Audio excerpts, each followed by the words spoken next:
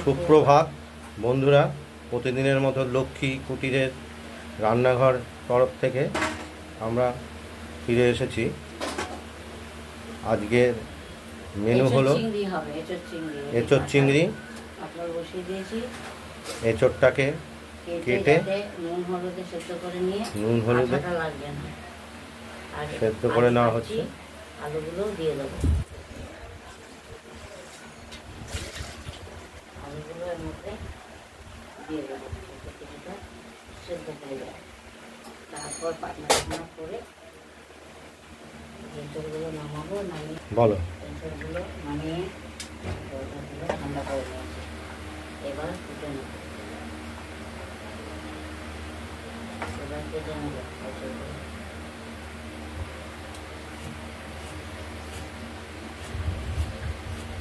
এঁচড়গুলো কেটে নিয়ে মশলা করবো। মশলা করার পরে এই চিংড়ি মাছগুলো এঁচড় দিয়ে হবে।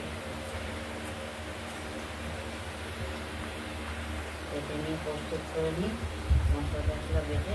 তারপরে এঁচড়গুলো ডুমো ডুমো করে কেটে নেওয়া হচ্ছে। এঁচড়গুলোকে একটু ভাপে নুন হলুদ দিয়ে ভাপ দিয়ে নামানো হয়েছে, যাতে আটাটা না লাগে। বন্ধুরা দেখতে থাকুন।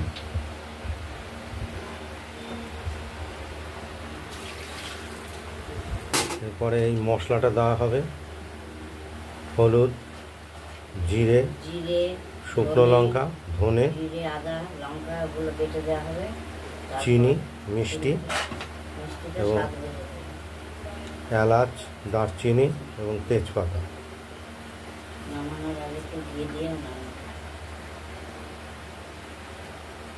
আচ্ছা, এই জিনিসগুলো কাটার পরে বাকিটা দেখাবো। এখানে চিংড়ি মাছও দেখতে পাচ্ছেন। চিংড়ি মাছটা ব্যবহার করব কাঁঠালের তরকারিতে, এঁচোড় চিংড়ি।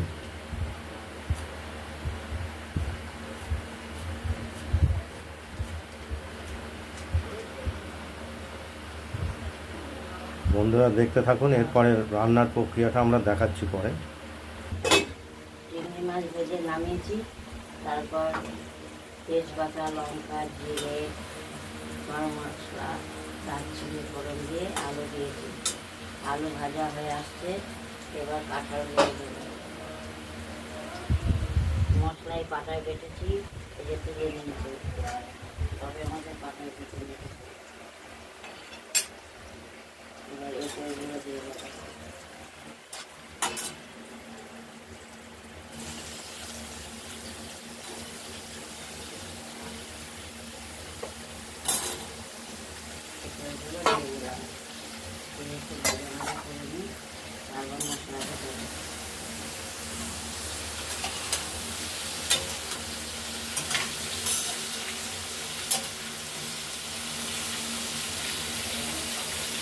পরিমাণ মতো আগে তো সেদ্ধ দিয়েছি, নুন হলো তাও একটু পরিমাণ মতো হলুদ দেবো, চিনি দেবো,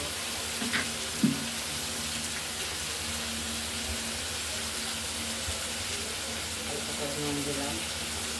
আগে যেহেতু দিয়েছি সেই জন্য কম দিলাম। মশলা দিয়ে দিলাম। নুন হলুদ আপনারা আপনাদের স্বাদ মতো ব্যবহার করবেন এবং মিষ্টিটাও আপনাদের স্বাদ অনুযায়ী ব্যবহার করবেন। এইভাবে কাঁঠাল আলুগুলোকে, কাঁঠাল বলতে এঁচড়গুলোকে ভেজে নিতে হবে ভালো করে। পরপর দেখতে থাকুন।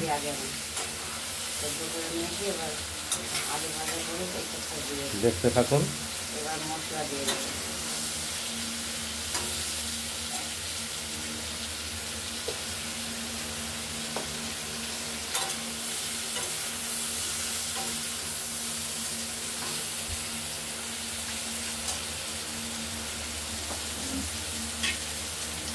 তেল দেবো।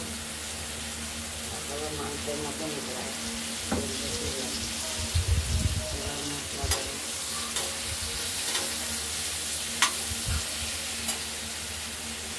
মশলা দিয়ে দিই।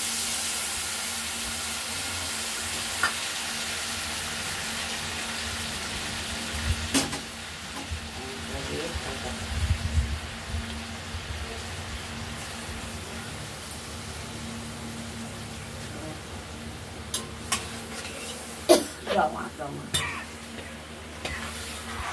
এবার কষাচ্ছি মশলাটা।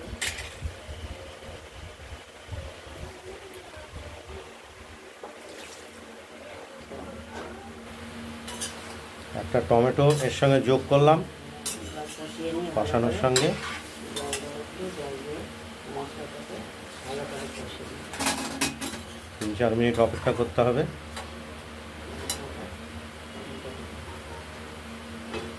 এবার গরম মশলাটা বেটে নেব।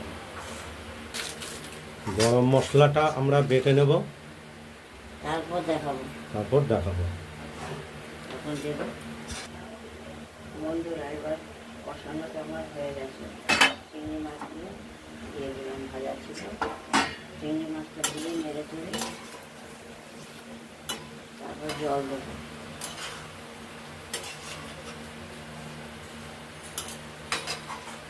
সবই প্রায় সেদ্ধ হয়ে এসছে, অল্প জল দেবো।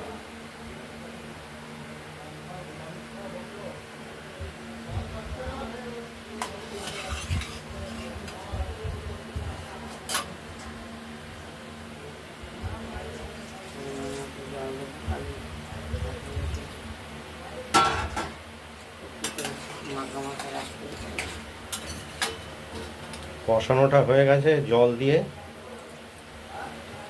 জল দিলাম, তারপর মিষ্টি দেবো। প্রয়োজন অনুযায়ী একটু মাখো মাখো ভাবই হবে, মানে তরকারিটা টেস্ট লাগে এঁচোড় চিংড়ি। এইবার মিষ্টি দেবো। এবার একটু পরিমাণ মতো মিষ্টি দিয়ে দেওয়া হলো, চিনি দিয়ে দেবেন, খাবেন আপনাদের প্রয়োজন মতো ব্যবহার করবেন চিনি।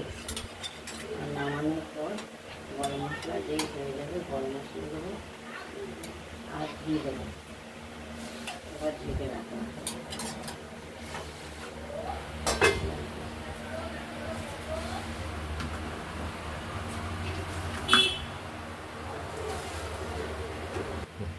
এঁচোড় চিংড়ি হয়ে গেছে, এবার নামাবো।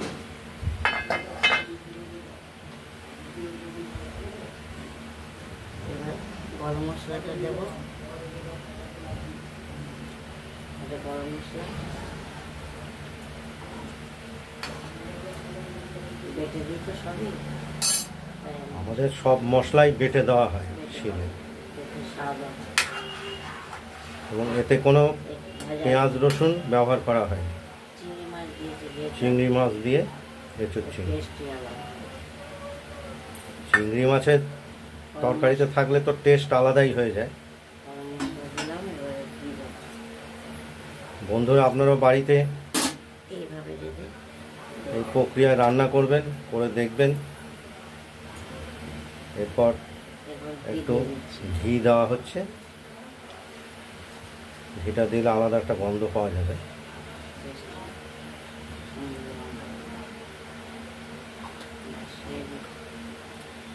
রেডি হয়ে গেছে, এবার নিভিয়ে দিলাম ওভেনটা। এতে কোনো কাশ্মীরি মরিচ ব্যবহার করা হয়নি, কাঁচা লঙ্কাই পাকা ব্যবহার করা হয়েছে, তাতেই লাল হয়ে গেছে তরকারি। হয়ে গেছে, এবার ঢেকে দিলাম। আমাদের তরকারি কমপ্লিট। ওভেনটা নিভিয়ে আপনাদের দিলাম। এই রান্নার প্রক্রিয়াটা পছন্দ হলে সুস্থ থাকবেন, ভালো থাকবেন। আর আমাদের রান্নাটি যদি পছন্দ হয় তাহলে একটা লাইক করবেন, লাইক করবেন, কমেন্ট করবেন, সাবস্ক্রাইব করবেন, আর পাশের বেলকনটি বাজিয়ে দেবেন। বেল আবার আইকনটা নতুন বাজিয়ে নতুন দেবেন। রেসিপি আবার নিত্য নতুন রেসিপি নিয়ে আসবো। নিয়ে আসবো, আগের মতোই দেখানোর জন্য সমাপ্তি, উৎসাহ থাকবে। টাটা।